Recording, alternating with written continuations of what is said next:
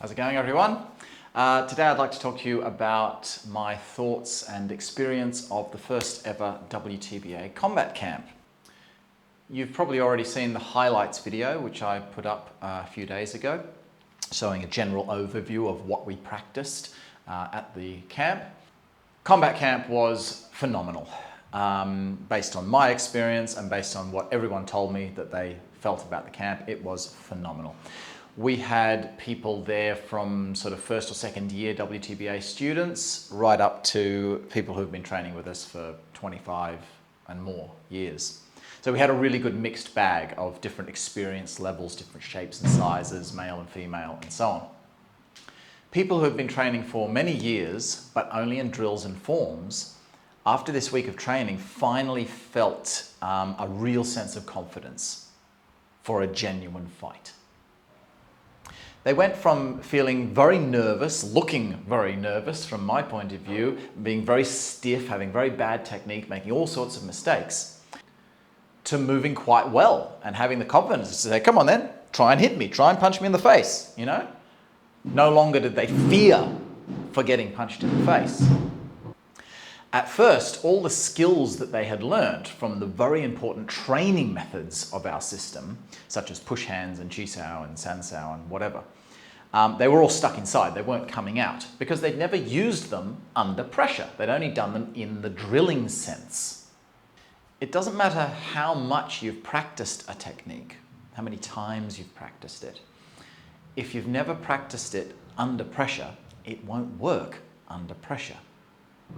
That's pressure, not just meaning how much physical pressure, force you're putting onto your partner when training. What I mean by pressure is you're trying to fight each other. You're not just doing a set drill with lots of force. But within a very short amount of time, as those students became more comfortable with a more realistic way of training, where the punches were really being thrown and landing with force, all of the skills they had learned from their training drills started to come out. They were unlocking those skills. Having said that, if you are interested in learning how to fight, when you start your training in any martial art, that doesn't mean you have to do drills for years before you pressure test something and start fighting. You should be training those things side by side right from the beginning. There's no way to simulate a real fight. A real fight is a real fight.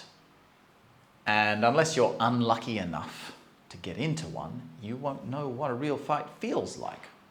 This is why I love training with people who have genuinely been in real fights, both competitive real fights and street survival situations. So I can discuss and train with those people and learn to make me a better teacher because I've never been in a real street fight.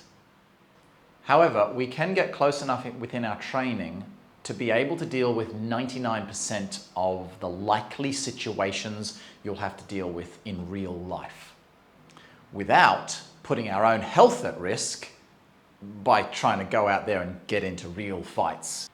You need to train with at least enough pressure so that you know you got hit. When someone punches me in the face, boom, my head goes back. It's a real hit. It's not full force, but it's still a real hit. Enough to break a nose, enough to bruise a rib. Of course, you won't actually get the broken nose or the bruised rib because we wear the protective gear. But what it means is that you are at least throwing real punches at each other. Even if when they land, they don't hurt as much as a real punch. The motion of that punch, the force behind it as far as your defense is concerned, is real. If you're training and you're only doing touch contact, you're essentially pulling your punches so that you're not hitting your partner. You're not throwing a real punch. If you're not following through, it's not a real punch. And in my opinion, you won't know how to fight. You will not know how to deal with a real life situation if you've always pulled your punches in training. This is something we've always done in the WTBA, as I've put out in videos previously, showing my dad back in the 80s using different helmets and pads and different protective gear in order to pressure test your skills. There was genuinely way less ego issues at this camp than any other camp I've ever been to, whether it be my camps or my father's camps. I would say essentially there was zero ego problems. There were a couple of moments there I saw some personality clashes, but essentially there were no issues whatsoever. This was because there was no grounds for an argument to start in the first place, whether that be just a 5-minute argument or the full half hour. There was simply no grounds for it to start to begin with. One of the most common things that I see when people are training with touch contact or no contact is people will get into an argument over whose technique would have won, because I throw this punch at you while you throw this knee shot at me, or this kick or this elbow, whatever it is. Because you're not making contact, it's hard to tell when you're in there, oh, you got my leg, but yeah, my hand would have hit your face before you hit my leg, and it starts this kind of an argument happening. And you can see why it happens, because you don't know if you got hit. If I throw a punch at your face and you go and move your face a little bit, neither of you know, did I get out of that punch because I moved my head, or did you pull your punch and then I moved your head? It's too close to call. You don't know unless you actually hit each other.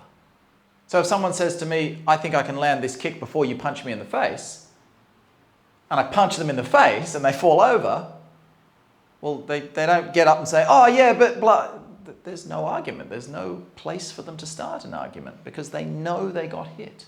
When you take that hit, you're like, yeah, good shot. It's obvious. You got me. I've genuinely never seen so much love and care and support and friendship between a group of people. It was like everyone had known each other for 10 years and they're all best friends or something by the end of the camp, even though most of the people there hadn't actually met before. So in my opinion, full-on fighting is no more likely to cause ego problems, in fact, probably less likely to cause ego argument problems than doing things like push hands or forms or anything else like that that would be regarded as more calm and softer. Out of 25 people that we had at camp, 6 of them were women, which was fantastic. I was so happy that some women came along to learn properly how to fight. Only 1 of the 6 women had ever done any kind of contact work, and even she had not done a lot. She was still very basic in her contact work. Some of them, though, which was very interesting, had violent situations happen to them in the past. They'd been attacked violently. And so they had a lot of trauma built up inside them because of those attacks. When they got hit, or particularly when they got like pinned on the ground, things like that, they got really uncomfortable. Sometimes to the point of crying and having to stop the training and take a break. I'd go over, give them a big hug, tell them it's okay, let all the tears out. But after they had a good cry, they'd be like, come on, let's get back into it. They felt so good afterwards. They felt so happy because they'd let out all that emotion. And that's the thing. If you need to cry, cry. Okay? None of them got physically injured at any point. Whether they got punched or pinned or whatever, they always said, no, please note, I'm not hurt. You haven't hurt me in any way. I'm not crying because I'm in pain. This is purely an emotional release. They were breaking through those things that were stuck inside them. And that was so brilliant to see. When I saw some of them, finally get something to work, at first they'd be failing every time. You could see them getting a bit frustrated sometimes.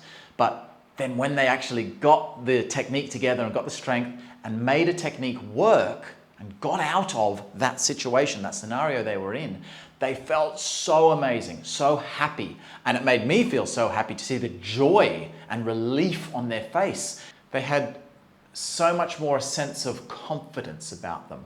Like they felt, and this is what they told me, they could, go walk down the street and not couldn't be looking over their shoulder and feeling scared, feeling afraid that something will happen to them.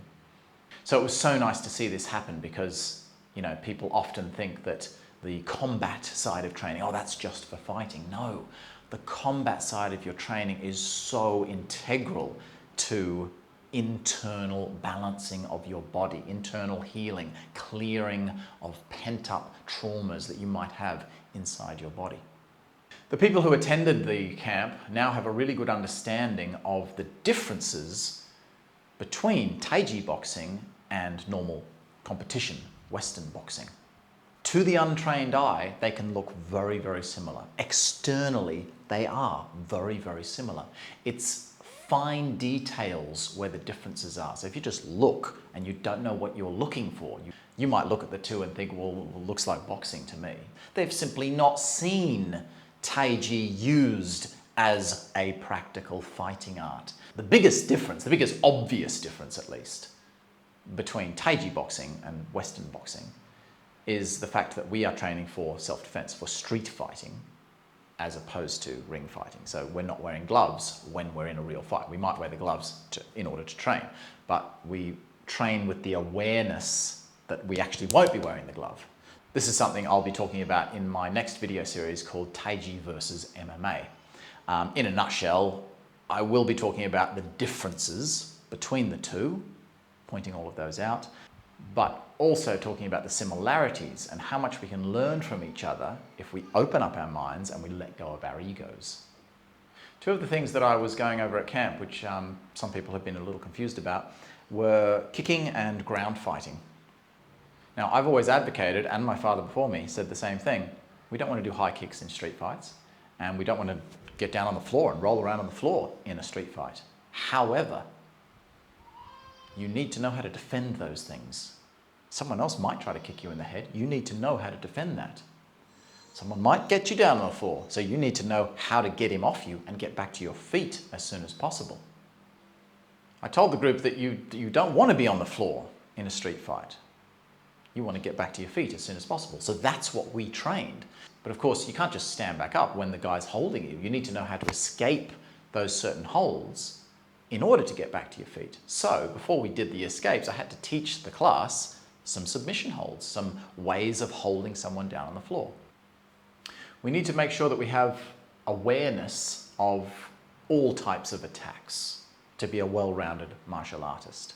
This is why I have always trained and continue to develop my training to make sure I'm practicing things from other styles so that I know how to attack my students with those techniques, teach them to my students so they can attack me and attack each other so we can learn the defense against them. It doesn't mean that you have to learn those techniques to a really high level. You don't have to put like huge amounts of time and effort into those methods because we're not ultimately learning them to use for ourselves. You just need to practice them enough to have a basic awareness of them. Then what I tell my students is, and what I do myself, if I want to really work on my kick defense, I'll go and work with a really good kicker, like a Muay Thai fighter or something, someone who's practiced kicks immensely, far better than I have, and I'll only work on my defense when I work on this. Hello? What are you doing? What? Oh, you want to punch the bag? She wants to punch the bag. Go on, get it. Get it. Get it, Gabby.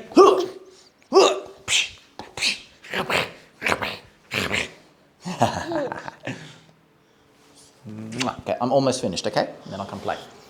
And lastly, just to sign off, if you have any questions about anything that I teach, that you see me doing, about combat camp or whatever, always ask. Don't sit there thinking about it for a week or something, coming up with your own ideas as to why I may be doing something a certain way.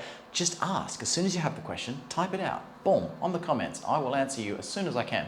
I always answer all my own, all the questions that I get. If I don't get back to you within, a certain amount of time, a few days or something, it just means I haven't seen it. I've missed the notification. So send me another message or send me an email, something to notify me that you have the question, and I will always be happy to answer it. If my text answer is unsatisfactory and it doesn't get across the point to make you understand what it is that I'm teaching or so on, then the next time you do see me in person, ask me the question again. Write it down so you don't forget, and ask me again in person, and I can show you. We can have a fight if you want. We can not a fight, but we can spar. We can see by training with each other why a certain thing is done a certain way. You might prove me wrong in some cases. I'm always happy to learn from other people.